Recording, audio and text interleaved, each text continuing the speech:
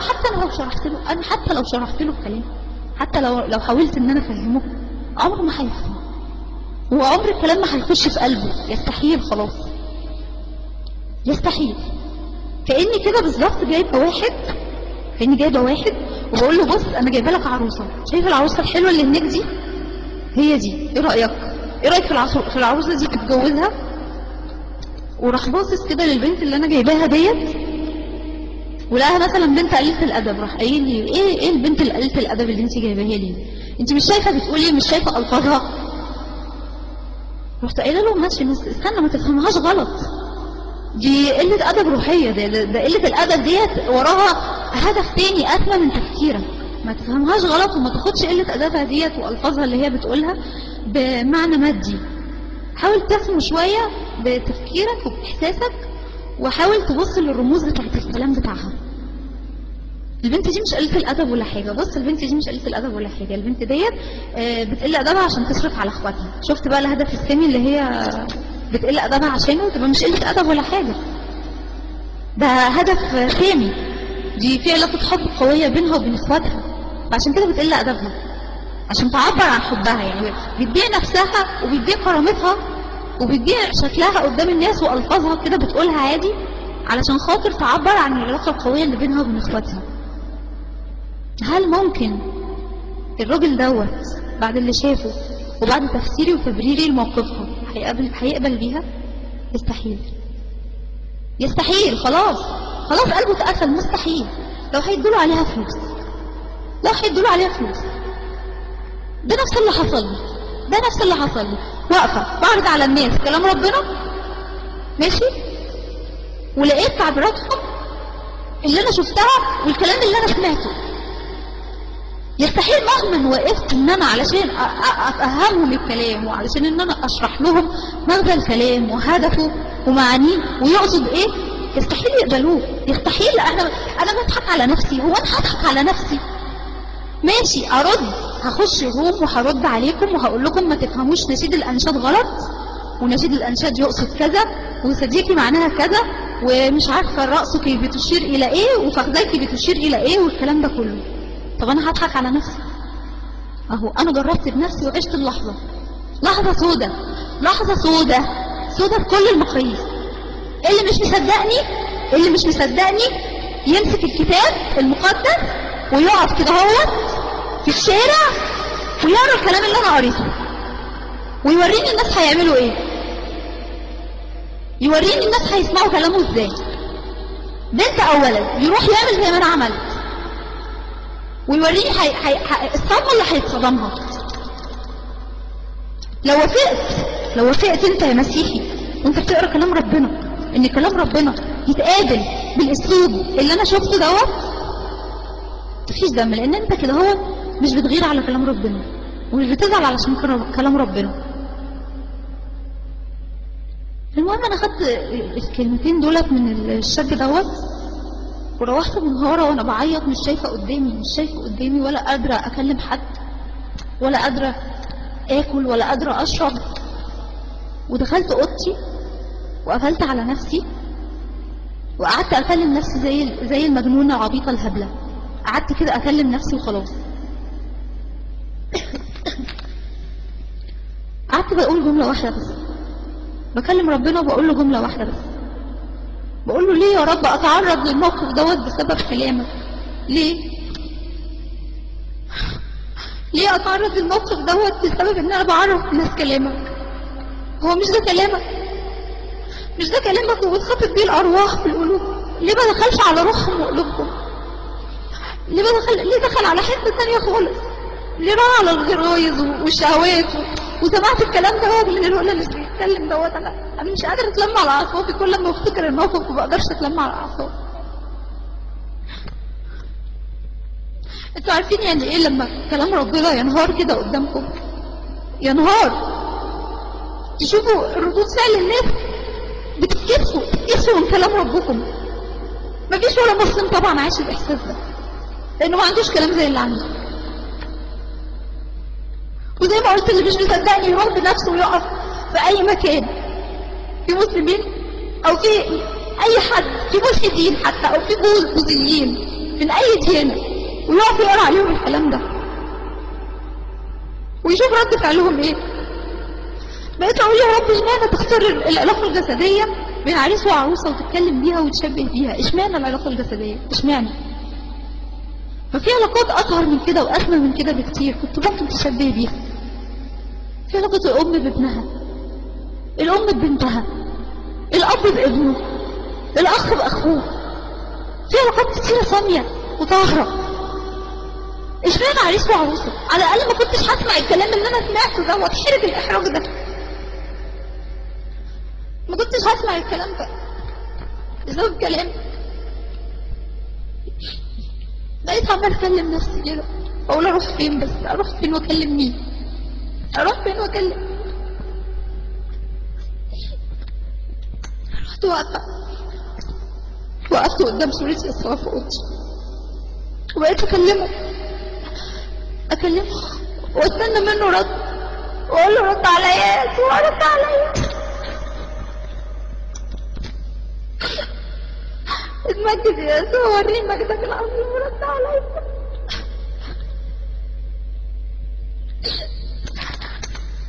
مش انت كده عشان تخلص نفوسنا واتقلبت واتحسبت علشاننا؟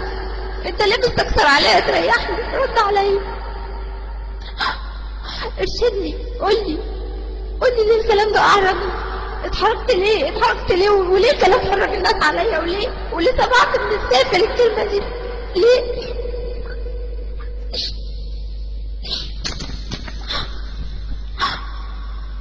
بقيت اكلمه واكلم العذراء يا ام النور واكلمها واقول لها نوريني يا ام الاله الحي، كلميني وطمنيني، ردي عليا.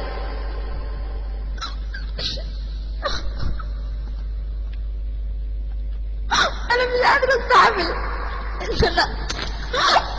ان انا كنت غلط. مش قادره كل ما بفتكر بنهار.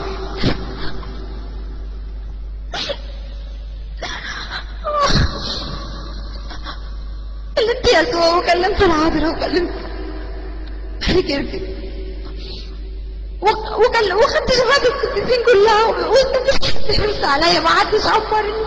قلت لهم انتوا ما بتسمعوش ولا ايه؟ وانا بكلم نفسي.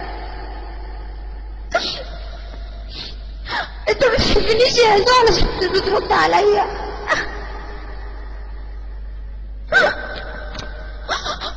ولا حد في الكنيسة رد عليا بكلام مقنع، ولا حد في الروم رد عليا بكلام مقنع، ولا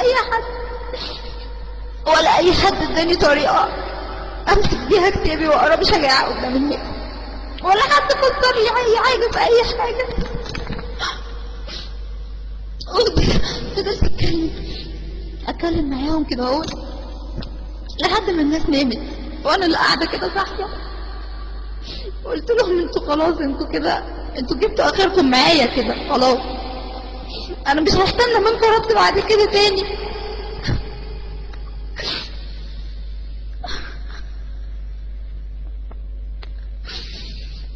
خرجت بره الأوضة بتاعتي وخرجت بره الشقة.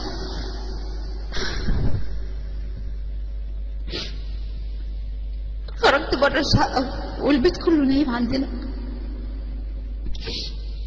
وركبت الأسانسير وطلعت في آخر دور في العمارة.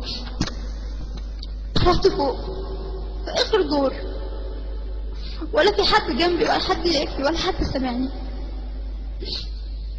وبرغم الهواء الجامد والمطر اللي نازل وكان رعد وكان جو فظيع، بقاله 4 أيام جو فظيع، لكن كل ده ما همنيش. انا اهم حاجه عندي اعرف الحقيقه عشان انا ما بعرفش انام.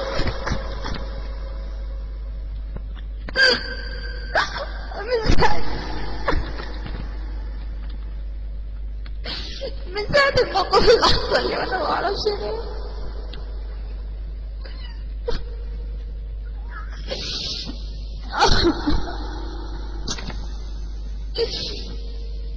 من ساعة الموقف اللي حصل لي وانا مش قادرة اعيش، مش قادرة استحمل. كل ما افتكر اني سمعت كلمة زي دي من شاب علشان قريت كلام ربنا ما اقدرش اتحمل. طلعت فوق وبصيت للسما، رفعت راسي لفوق كده وفضلت اتكلم مع ربنا. قلت له يا رب، يا رب، يا رب انت، انا بكلمك انت يا رب يا حقيقي، يا رب يا حقيقي، يا اللي خلقت كل حاجة، يا اللي عايزنا نعبدك، يا رب يا اللي خلقت السما اللي انا شايفها بعينيا دي، وخلقت المطر اللي نزل، وخلقت الرعد اللي انا سامعاه بوداني ده. جاوبني يا رب وريحني يا رب يا اللي خلقتني وخلقت ايدي دي وخلقت عينيا ولساني. رد عليا يا رب وريحني. أهل الكتاب المقدس ونسيت الأنشاد ده، كلامك، هل ده كلامك انت؟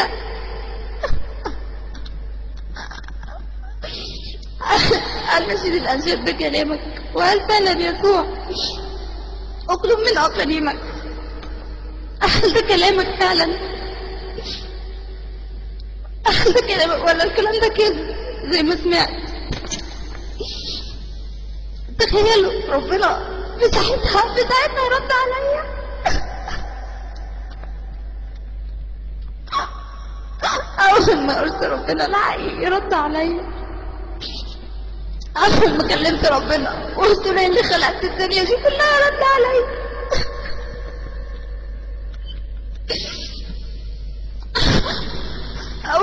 أول ما كلمته لقيته بيقول لي الله أكبر.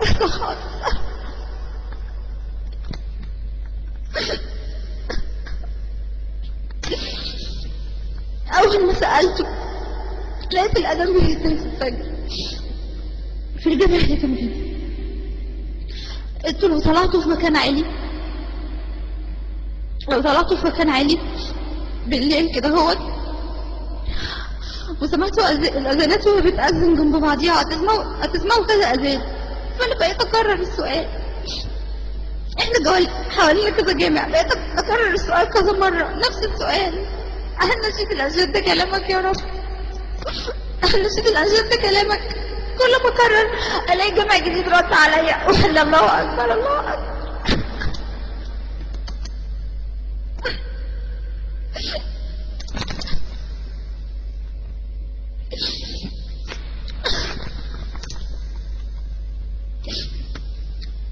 كل ما اسمع، كل ما اسال واسمع الرد اقول له صح،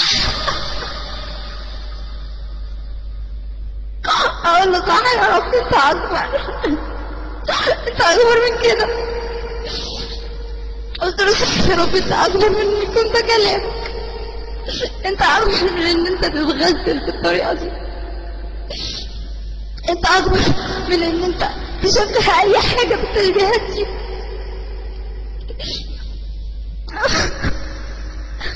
مبقتش مصدقة نفسي ان ربنا رد عليا وريحني كده. بقيت اقول له شكرا وانا اسفه، شكرا وانا اسفه، وابوسه كده من الهوا وعقل بوسات كده، والم المطر في ايديا. بقيت الم المطر في ايديا كده وابوسه واقول له ده عشان انت اللي صنعته يا رب وجاي من عندك. وابوس ايدي كده واقول له عشان انت يا رب اللي صنعته انا اسفه. قلت له خلاص يا رب مش عايز اكتر من كده، انت فعلا ربنا الحقيقي، ان انت اللي رديت عليا اول ما ندهت لك، انت اللي سمعتني. كلمت يسوع كتير وكلمت القديسين كتير والعذراء كتير، ما حدش رد عليا ولا حد ريحني، كاني بكلم نفسي. بقيت اقول له انا اسفه يا رب على كل اللي قلته عنك، وان انا كنت جاهله ما اعرفكش. بقيت اتاسف كتير قوي. قلت لها اسفه ان انا شكيت في يوم من الايام ان انت الاله الحقيقي، انا حقيره ومتخلفه فعلا، انا اسفه ان انا عبدتك غلط وفهمتك غلط وغلطت فيك.